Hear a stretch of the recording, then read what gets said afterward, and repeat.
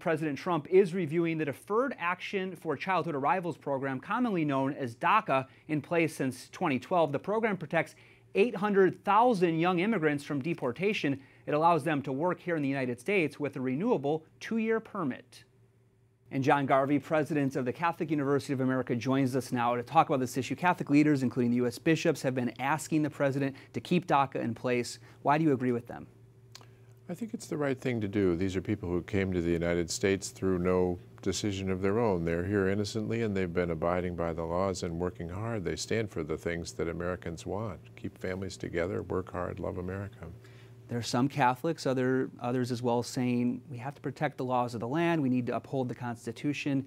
How do you balance that with what you're hearing from the bishops? You know, there is a point that we should be paying attention to. We do have this notion that the last several administrations have been promoting, that the president's the lawmaker-in-chief, and Congress has a responsibility to act on this, which they have not lived up to. I think Republicans and Democrats alike have been appealing to their bases and not getting along with one another, but I would like to see Congress act. So Congress acts. What exactly could Congress do? Congress can solve this whole problem. They can enact comprehensive immigration reform, but at least they can take a first step and make this program of deferred action for childhood arrivals permanent. You've seen the president's remarks. He said this was a very, very difficult issue for him on the campaign trail. He said it was amnesty. He wanted to get rid of it. You see him wrestling with that as well.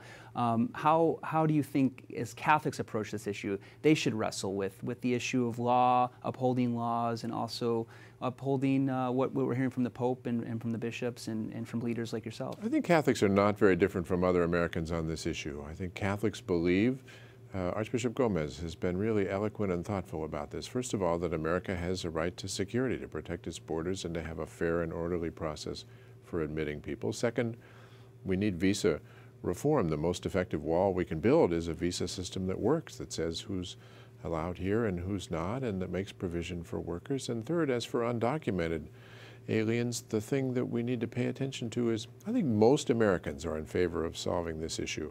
And most of them would support a process for regularizing the path to legal residence and maybe even citizenship if people pay a fine, learn to speak English, have jobs that pay taxes. This is what Americans want, right? People who work and love America and keep their families together. And as the president of Catholic University of America, how does this issue impact education across the country? Well, it impacts education because the 800,000 young people who are affected by this most directly are people who have to have had an education, and half of them are in school right now.